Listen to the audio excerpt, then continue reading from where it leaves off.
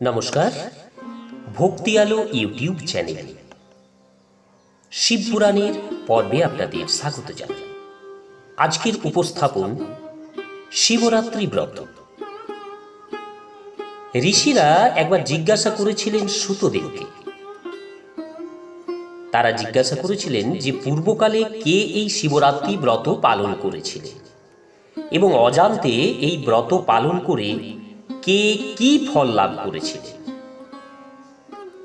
ঋষিদের প্রশ্নের উত্তরে সুতদেব বললেন, ঋষিগণ, তোমরা সকলে শোনো, আমি এই বিষয়ে একটা প্রাচীন নিষাদের ইতিহাস শোনাচ্ছি, যা সর্ব পাপনাশকারী এবং অনেক আগেকার কথা। এক বনে একটি ভিল বাস করত। তার নাম ছিল গুরুদ্রুহ। তার পরিবারে অনেক লোক ছিল। সে বলবান এবং ক্রূর স্বভাবের হওয়ার জন্য ক্রূরতাপূর্ণ কর্মেও তৎপর থাকত। প্রত্যহ বনে গিয়ে সে মৃগবধ করত এবং সেখানেই থেকে নানা প্রকার চুরি চামারিও করত। অল্প বয়স থেকেই সে কোনো শুভ কর্ম করেনি। এইভাবে বনে থাকতে থাকতে সেই দুরাত্মা ভিলের অনেক বছর কেটে গেল। তারপর একদিন অত্যন্ত সুন্দর এবং শুভকারক শিবরাত্রি এল। কিন্তু সেই দুরাত্মা ঘন জঙ্গলে বাস করত, তাই সে এই ব্রত সম্পর্কে কিছুই জানত না। সেদিন সেই ভিলের মাতা পিতা এবং পত্নী ক্ষুধার্ত কাতর হয়ে তাকে বলল, বনচারী, আমাদের কিছু খেতে দাও। তাদের কথা শুনে ভিল তৎক্ষণাৎ ধনুক নিয়ে বেরিয়ে গেল এবং মৃগ শিকারের জন্য বনে বনে ঘুরতে লাগল। দৈবযোগে সেই দিন সে কিছুই পেল না। এদিকে সূর্য অস্ত গেল। তখন তার খুব দুঃখ হল। সে ভাবতে লাগলো, এবার আমি কি করব, কোথায় যাব? আজ তো কিছুই পেলাম না। ঘরে যে বাচ্চারা আছে তাদের আর আমার মা বাবার কি হবে? সুতরাং আমাকে ঘরে কিছু নিয়ে যেতেই হবে, অন্যথা আমি বাড়ি ফিরব না। এই ভেবে বেদ একটি জলাশয়ের কাছে গেল আর জলে নামার ঘাটের কাছে অপেক্ষা করতে লাগল। সে মনে মনে চিন্তা করছিল, এখানে ঠিক কোনো না কোনো জীব জলপান করতে অবশ্যই আসবে। তাকে মেরে প্রসন্ন মনে আমি গৃহে যাব। এই ভেবে সেই বেদ জলপাত্র নিয়ে একটি বেল গাছের উপরে উঠে বসল। তার মনে শুধু এই চিন্তাই ছিল যে কখন সেখানে কোনো প্রাণী আসবে এবং কখন তাকে বধ করবে।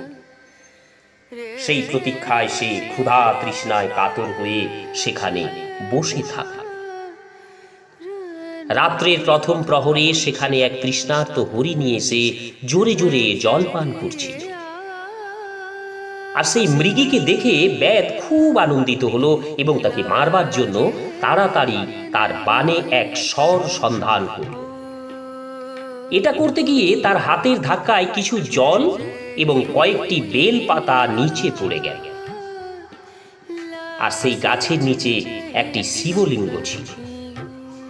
সেই জল ও বিল্লপত্রের দ্বারা শিবের প্রথম প্রহরের পূজা সম্পন্ন হলো।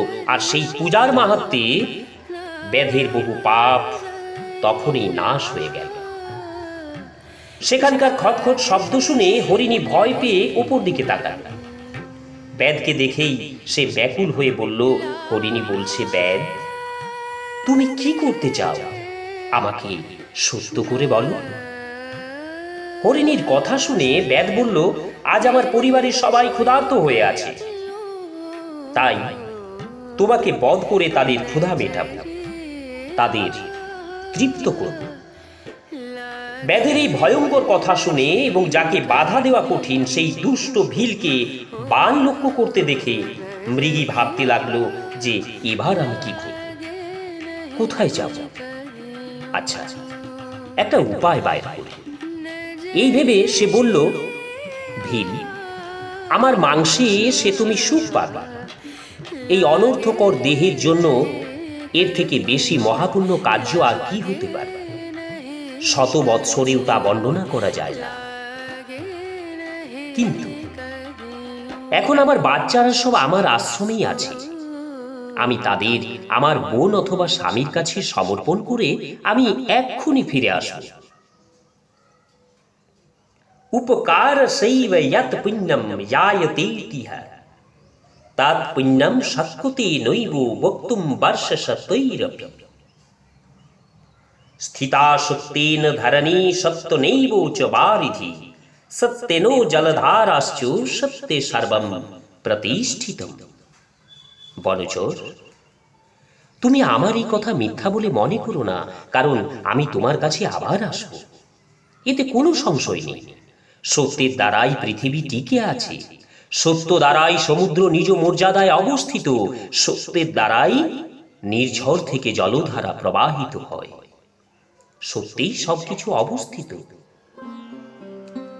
মৃগী একথা বললেও বেদ যখন তার কথা মেনে নিল না, তখন সে অত্যন্ত বিস্মিত এবং ভয় সন্ত্রস্ত হয়ে বলতে শুরু করলো, বেদ, শোনো, তোমার সামনে আমি এমন শপথ করছি যাতে ঘরে গিয়ে আমি তোমার কাছে অবশ্যই ফিরে আসব।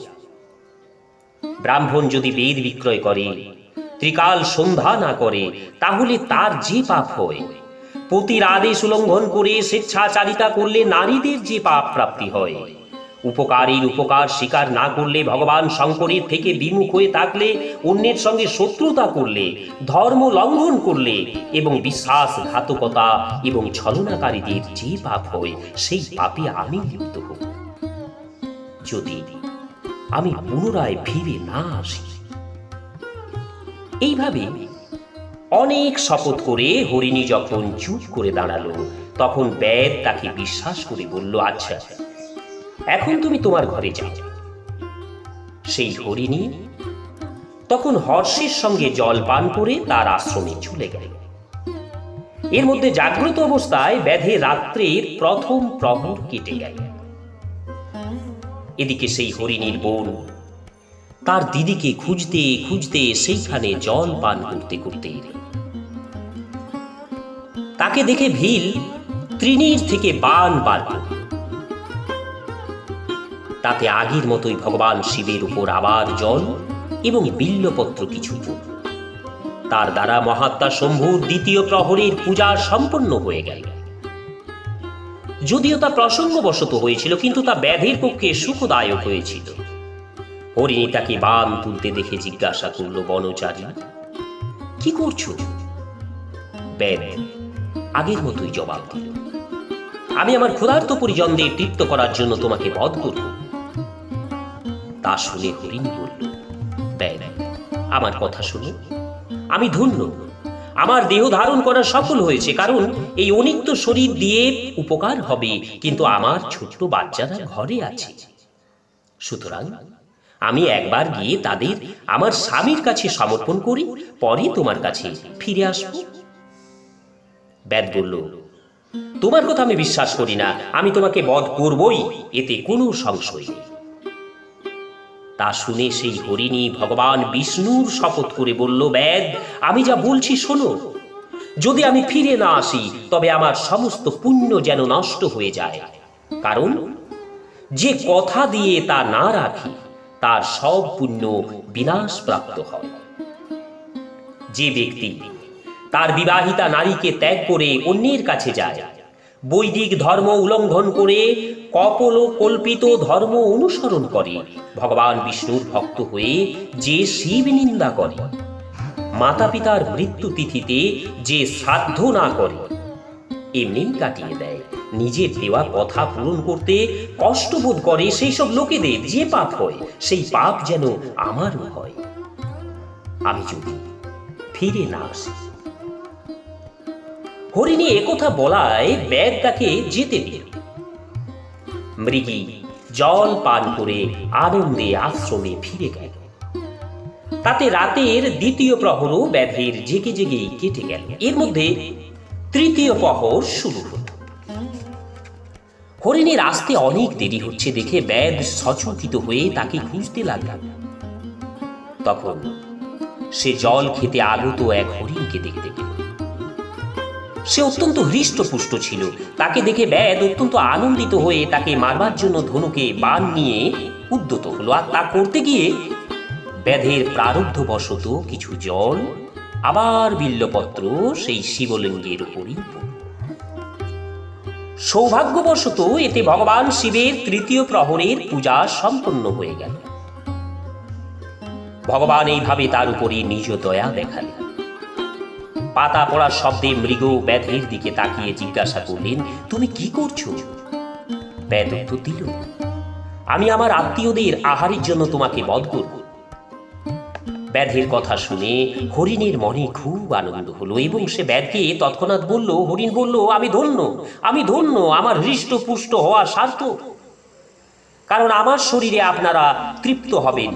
যার শরীর পরোপকারের কাজে আসে না তার সব কিছুই ব্যর্থ হয়। যে সামর্থ্য থাকলেও কারো উপকার করে না তার সেই সামর্থ্য বৃথা নষ্ট হয়, সে পরলোকে নরকগামী হয়। ও বৈ সামর্থ্যযুক্তস্য নোপকারম করোতি বৈ তৎ সামর্থ্যম ভবেদ ব্যর্থম পরত্র নরকম ব্রজে। কিন্তু আমাকে একবার যেতে দাও। আমি আমার বাচ্চাদের তাদের মায়ের কাছে সমর্পণ করে এবং তাদের ধৈর্য ধারণ করতে বলে এখানে আমি অবশ্যই ফিরে আসব। তার কথা শুনে ব্যাধ মনে মনে বড় বিস্মিত হল। তার হৃদয় কিছুটা শুদ্ধ হয়ে গিয়েছিল, তার সমস্ত পাপ বিনষ্ট হয়ে গিয়েছিল। সে তখন বলল, যারা যারা এখানে এসেছে তারা সকলেই তোমার মতো কথা দিয়ে চলে গেছে, কিন্তু সেই প্রবঞ্চকেরা কেউ এখনো ফিরে আসে। মৃগ, তুমিও এখন সংকটে রয়েছ, তাই মিথ্যা কথা বলে চলে যাবে। তাহলে আজ আমার জীবন নির্বাহ কিভাবে হবে? মৃগ বলল, ব্যাধ, আমি যা বলছি শোনো। আমার কথার মধ্যে অসত্য নেই। সমগ্র চরাচর ব্রহ্মাণ্ড সত্যের উপরেই প্রতিষ্ঠিত, আর যার বাক্য মিথ্যা হয় তার পুণ্য তখনই নষ্ট হয়ে যায়। তবুও ভীম, তুমি আমার সত্য প্রতিষ্ঠা শোনো। সন্ধ্যার সময় মৈথুন বা শিবরাত্রির দিন যে আহার করে তাদের যে পাপ হয় সেই পাপ আমারও লাগবে যদি আমি ফিরে না আসি। যার মুখ থেকে কখনো শিবের নাম বার হয় না, যে সামর্থ্য থাকা সত্ত্বেও অন্যের উপকার করে না, পর্বের দিন শ্রীফল পারে, অভ্যক্ষ ভোজন করে এবং শিব পূজা না করে ভস্য গায়ে না মেখে আহার করে, তাদের সকলের পাপ আমার লাগবে যদি আমি ফিরে না আসি। তার কথা শুনে ব্যাধ বলল, যাও, শীঘ্র ফিরে এসো। ব্যাধের কথা শুনে মৃগ জলপান করে চলে গেল। তারা সকলে আশ্রমে মিলিত হলো এবং তিনজনেই প্রতিজ্ঞাবদ্ধ হয়েছিল নিজেরা একে অন্যের কথা ভালোভাবে শুনে সত্য পাশে আবদ্ধ হয়ে তারা স্থির করলো সেখানে অবশ্যই যাওয়া উচিত, কারণ তারা ব্যাধকে কথা দিয়ে এসেছে। এরূপ স্থির করে তারা বাচ্চাদের আশ্বস্ত করে সকলেই সেখানে যাবার জন্য উৎসুক হল। সেই সময় জ্যেষ্ঠা হরিণী তার স্বামীকে বলল, স্বামী, আপনাকে ছাড়া বালকেরা এখন কি করে থাকবে? প্রভু, আমি ওখানে প্রথমে প্রতিজ্ঞা করেছি, তাই শুধু আমারই যাওয়া উচিত। আপনারা দুজন এখানেই থাকুন। তার কথা শুনে কনিষ্ঠা হরিণী বলল, ভগিনী, আমি তোমার সেবিকা, তাই আজ আমি ব্যাধির কাছে যাচ্ছি, তুমি এখানে থাকো। এ কথা শুনে মৃগ বলল, আমি সেখানে যাচ্ছি, তোমরা দুজন এখানে থাকো, কারণ মায়ের দ্বারাই শিশু রক্ষা হয়ে থাকে। স্বামীর কথা শুনে দুই হরিণী ধর্মের দৃষ্টিতে তা স্বীকার করল না। তারা দুজনে তাদের পতিকে বলল, প্রভু, পতি বিনা এই জীবনে ধিক্কার। তখন তারা সকলে বাচ্চাদের সান্ত্বনা দিয়ে তাদের প্রতিবেশীদের কাছে সমর্পণ করে নিজেরা সেই স্থানে গেল যেখানে সেই ব্যাধ তাদের প্রতীক্ষায় বসেছিল। তাদের যেতে দেখে তাদের বাচ্চারাও তাদের অনুসরণ করলো। তারা ঠিক করেছিল যে আমাদের মাতা পিতার যে গতি হবে তাই আমাদেরও। তাদের সকলকে আসতে দেখে ব্যাধ অত্যন্ত আনন্দিত হলো। সে ধনুকে বাণ চড়াল, আর সেই সময় আবার জল এবং বিল্লপত্র শিবের উপর পড়ল। তাতে শিবের চতুর্থ প্রহরের শুভ পূজাও সম্পন্ন হয়ে গেল। ব্যাধের সমস্ত পাপ তৎক্ষণাৎ ভস্ম হয়ে গেল। এর মধ্যে দুই হরিণী এবং সেই হরিণ বলল তাদের কথা শুনে, ব্যাধ শিরোমণি, শীঘ্র কৃপা করে আমাদের শরীরকে সার্থক করো। তাদের সেই কথা শুনে ব্যাধ অত্যন্ত বিস্মিত হল। শিব পূজার প্রভাবে তার দুর্লভ জ্ঞান লাভ হয়েছিল। সে ভাবল, এই জ্ঞানহীন মৃগগুলি পশু হয়েও ধন্য, সর্বতোভাবে আদরণীয়, কারণ তারা নিজেদের শরীর দ্বারা পরোপকারে ব্যাপৃত হয়েছে। আমি মনুষ্য জন্ম লাভ করেও কোনো পুরুষার্থ সাধন করতে পারিনি। অন্যের শরীরকে কষ্ট দিয়ে নিজ শরীর পোষণ করেছি। প্রতিদিন নানা পাপ করে নিজ আত্মীয়দের পালন করেছি। হায়, এমন পাপের ফলে আমার কি গতি হবে? জন্ম থেকে আজ পর্যন্ত আমি যত পাপ করেছি, এখন আমার সেসব স্মরণ হচ্ছে। আমার জীবনকে ধিক্কার, ধিক্কার। এইভাবে জ্ঞান সম্পন্ন হয়ে ব্যাধ তার বাণ সংহত করে বলল, শ্রেষ্ঠ মৃগগণ, তোমরা যাও, তোমাদের জীবন ধন্য। ব্যাধ এই কথা বলায় ভগবান শঙ্কর তখনই প্রসন্ন হয়ে গেলেন এবং ব্যাধকে তার সম্মানিত এবং পূজিত স্বরূপ দর্শন করালেন। তারপর কৃপাপূর্বক তার শরীর স্পর্শ করে প্রেম সহকারে বললেন, ভীম, আমি তোমার ব্রতের দ্বারা প্রসন্ন হয়েছি, বর চাও। ব্যাধ ভগবানের সেই রূপ দেখে তখনই জীবন মুক্ত হয়ে গেল এবং বলল, আমি সব কিছু পেয়ে গিয়েছি ভগবান। বলতে বলতে তার চরণে গিয়ে পড়ল।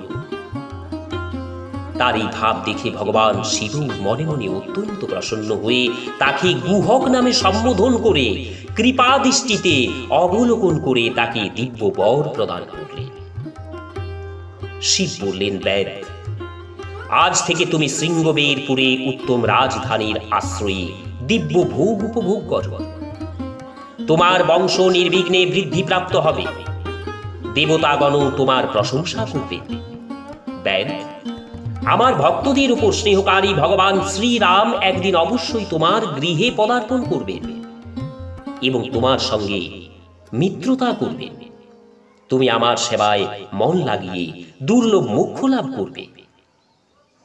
সেই সময় ওইসব হরিণ ভগবান শঙ্করকে দর্শন এবং প্রণাম করে মৃগ জন্ম থেকে মুক্ত হয়ে দিব্য দেহ ধারণ করে বিমানে বসে শিবের দর্শন লাভ মাত্র সাপ মুক্ত হয়ে দিব্য ধামে চলে গেল।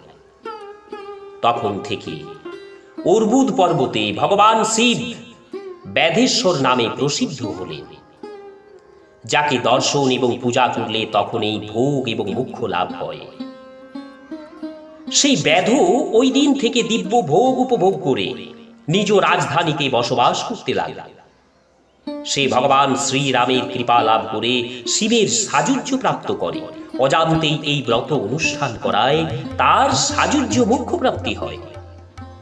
তাহলে ভাবুন, যে ভক্তিভাব সম্পন্ন হয়ে এই শিবরাত্রি ব্রত করে, সে শিবের শুভ সাযুজ্য যে লাভ করবে তাতে কি কোনো সন্দেহ রয়েছে?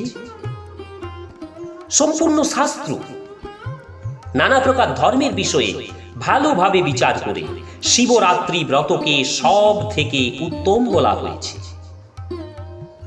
ইহলোকে যে নানা প্রকারের ব্রত রয়েছে, বিবিধ তীর্থ রয়েছে, নানা প্রকার বিচিত্র দান রয়েছে, অনেক প্রকার যজ্ঞ রয়েছে, বিবিধ প্রকার তপস্যা এবং জপ রয়েছে, সে সবই এই শিবরাত্রির ব্রতের সমান হতে পারে না।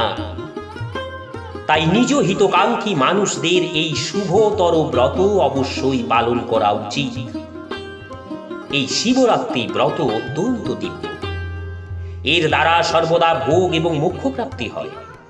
সবাই কমেন্ট বক্সে ওম নমো শিবায় লিখে কমেন্ট প্রদান করুন এবং শিব পুরাণের ধারাবাহিক পর্বগুলি শ্রবণ করার জন্য এখনো চ্যানেলটি যারা সাবস্ক্রাইব করেননি আপনাদের অনুরোধ জানাবো চ্যানেলটি সাবস্ক্রাইব করে ধারাবাহিক শিব পুরাণ পর্বগুলি শ্রবণ করুন। আজ এই পর্যন্তই, আসবো পরের পর্বে। সবাই সুস্থ এবং ভালো থাকুন। নমস্কার, ধন্যবাদ। ওম নমঃ শিবায়।